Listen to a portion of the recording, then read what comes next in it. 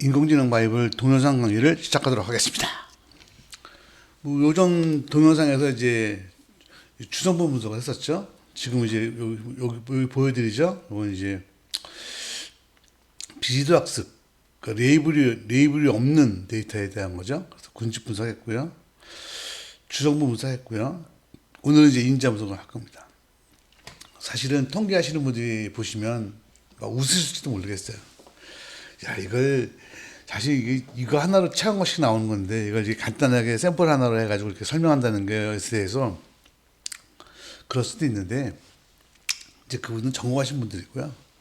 저희는 이제 인공지능을 공부하면서 인공지능의 한 분야로서 공부하는 거기 때문에 너무 이렇게 깊게 하시는 것보다는 전체 개념을 잡아가면서 이렇게 진행하고 있다 이렇게 보시면 될 것 같습니다. 요전 슬라이드에서 주성 분석을 했었고요. 오늘은 인자 분석을 해드릴 팩터 애널리시스라고 합니다. 서점에 가보시면 이거 하나로도 요 두 개로 만한 책이 나와 있습니다. 뭐 굉장하죠. 뭐 대부분 분산에 대한 것들을 분산 계산 같은 걸 하는 거기 때문에 어쨌든 이제 우리는 사용자 입장에서 보는 거니까 인자 분석이란 서로 연관되어 있는 변수로 구성된 데이터가 있어요. 일반적으로 데이터가 그렇죠.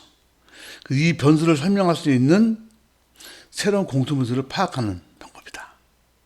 예를 들면 우리가 이제 만약에 학생들을 대상으로 국어, 영어, 수학, 사회학 9개 과목 과목까지 과목 실질적 성적을 구했어. 근데 이 9개 과목을 갖다가 각자 설명할 수도 있는데 이걸 갖다가 우리가 보통 어떻게 하죠? 언어 영역, 수리 영역, 인지 영역을 분류해서 이렇게 설명하잖아요. 넌 언어 영역은 좋은데 수리가 떨어진다는 둥 이렇게 많이 들어보셨죠? 그렇게 얘기하잖아요.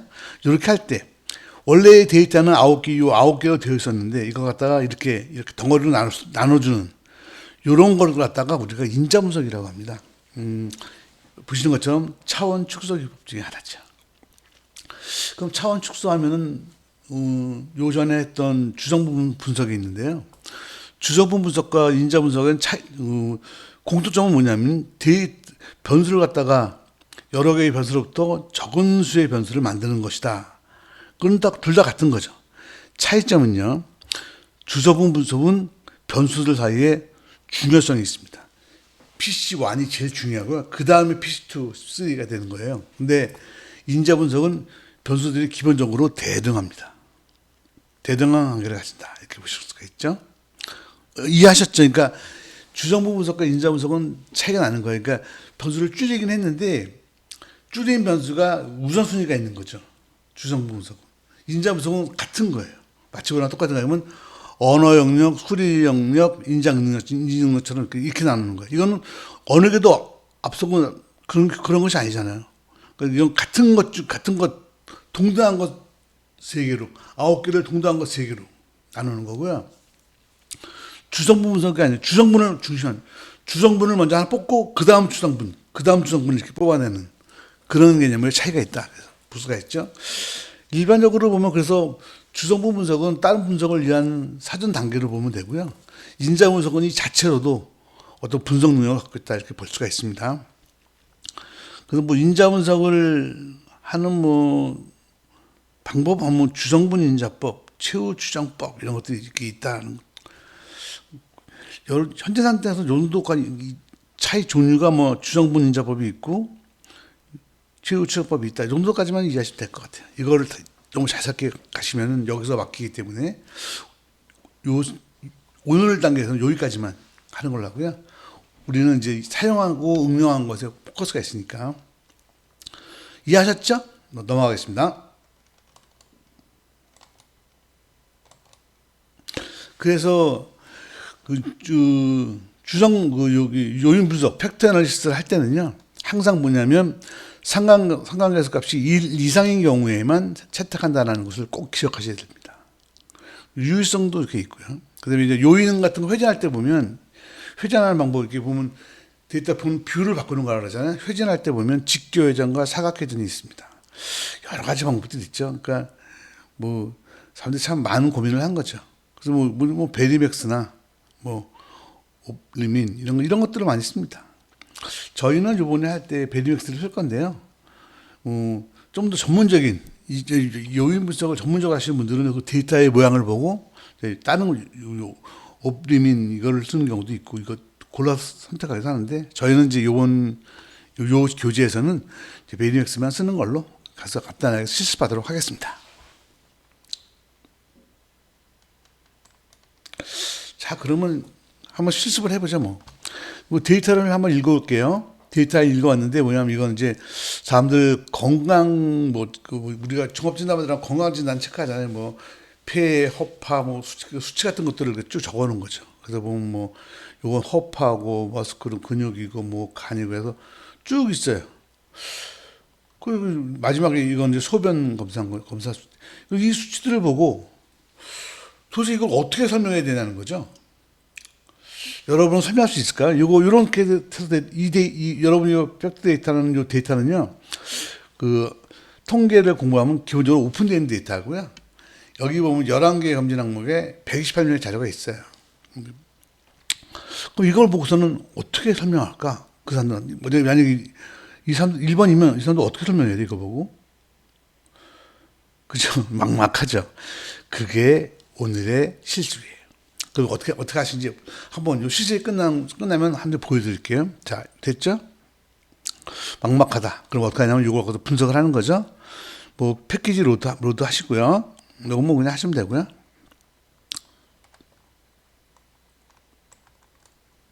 그 다음에 기본적인 요인 분석을 그냥 해보는 거예요. 옵션 없이 그냥. 요인 분석 명령을 요거거든요. 주성분은 PR 컴프였잖아요. 근데 주성분은 요거예요. 그러니까 요거 명령을 일부러 적어 놓은 거예요. 요인 분석한다 가지고 요 데이터로 로테이션은 없다. 그냥 해보는 거예요. 일단 뭔가 분석을 위한 기본적인 정보를 얻으려고 그 요인 분석을 해서 그걸 팩터 리절트라는 곳에 저장을 했어요. 그 팩터 리절트 저장을 했더니 뭐 아무것도 설정하지 않았기 때문에 기본적으로 그냥 요인 하나에다가 뭐 H2, U2, 콤 이렇게 쭉 나왔어요.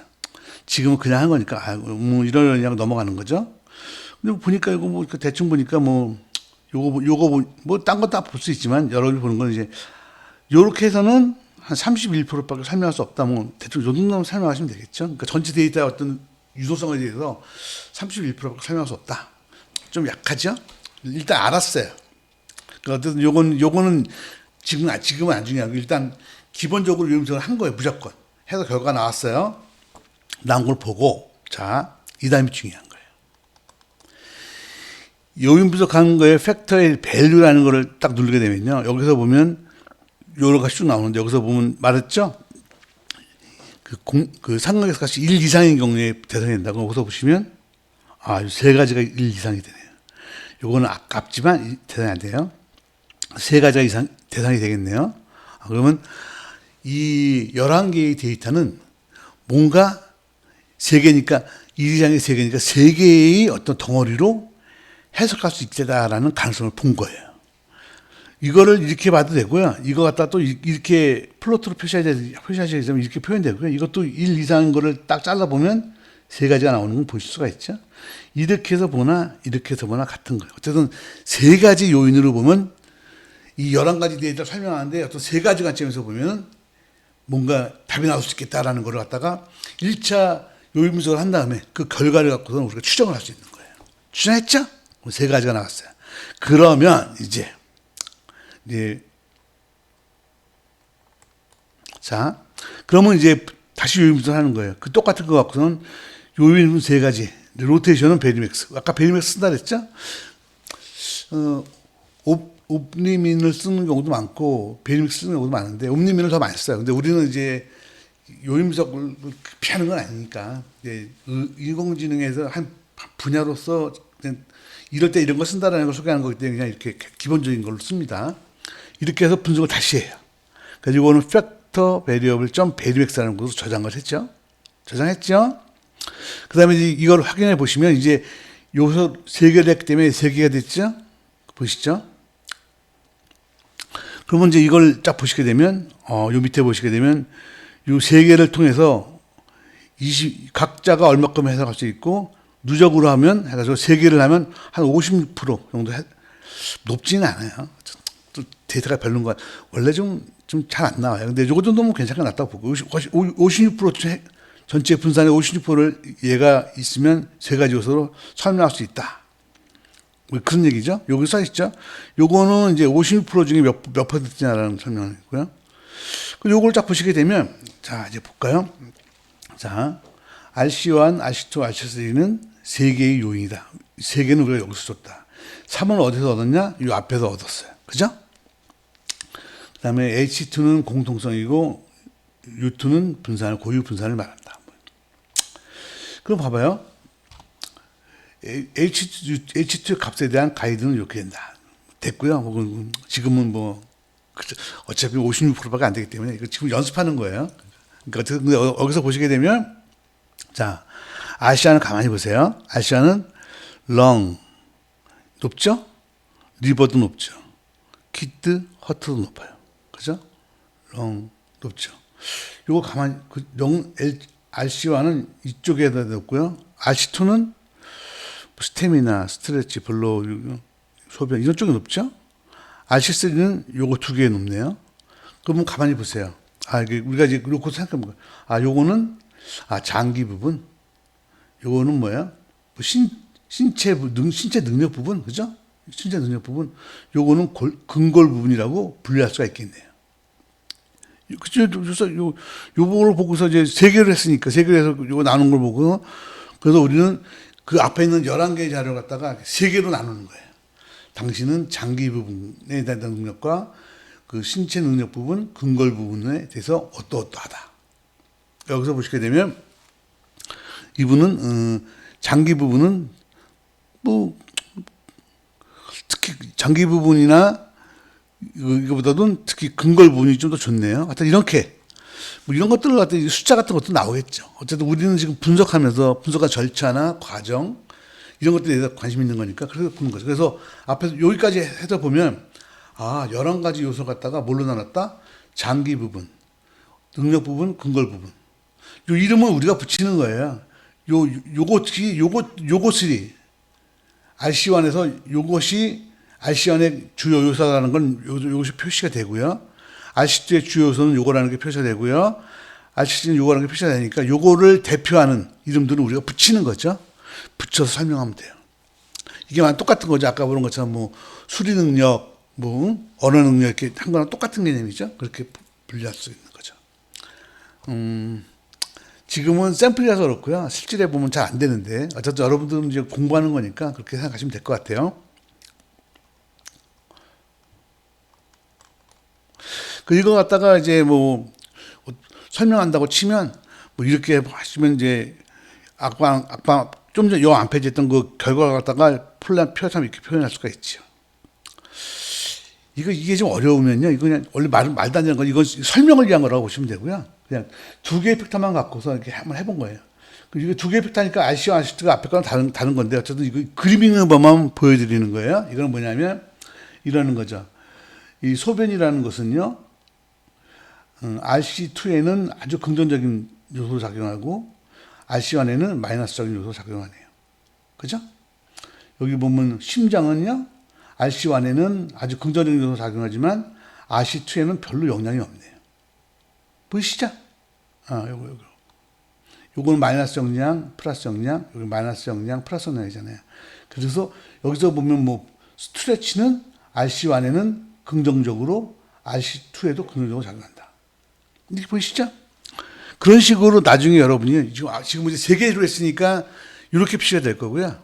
이거 만약에 두 개로 하시면 이렇게 표시가 될 거예요. 이거는 이제 내가 여러분 요거 읽는 법을 보여드리려고 이렇게 표시한 거고요. 그래서 요걸 보면서 키드니는 RC1에는 긍정적인 요소가 작용하고 이만큼의 긍정적인 작성하고 RC2에는 별로 뭐 작용이 별로 크지 않네요.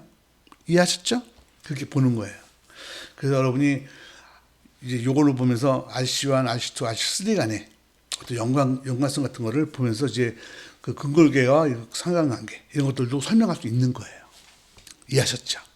네, 그래서 여기까지 해서 여러분한테 뭘 설명드렸냐면 요인 분석을 설명드렸어요. 중요한 건 뭐냐면 요인 분석과 주정부 분석의 차이점을 알아셔야 되고요. 그죠?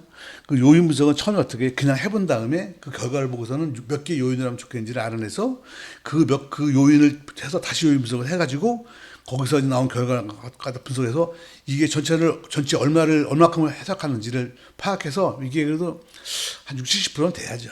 지금 요거는 50몇 프로는 좀 약하고요. 어쨌든 파악하고 제법 많이 표현한다고 치면 그걸 갖다가 이제 그걸 이용해서 어느 부분을 어떻게 설명하지 그래서 그 덩어리를 R1, R2, R3를 이름을 붙여가지고 거기에다 설명을 하면 되는 거죠. 이해하셨죠? 그래서 요거는요, 지금은 의학 데이터로 해봤지만 여러분이 만약에 고등학생들이면 뭐 국어, 영어, 수학 같은 거 있잖아요. 그걸 넣어서 이렇게 해도 제법 좋은 결과가 나올 수 있을 것 같아요. 예, 그래서 오늘은 여러분한테 차원 축소기법 중에서 가장 대표적인 그 요인 분석에 대해서, 팩터 애널리시스에 대해서 그 개념과 하는 법을 설명드렸습니다. 예, 오늘 여기까지 하고요. 다음 시간에 딴 주제로 또 인사드리도록 하겠습니다. 예, 수고하셨습니다.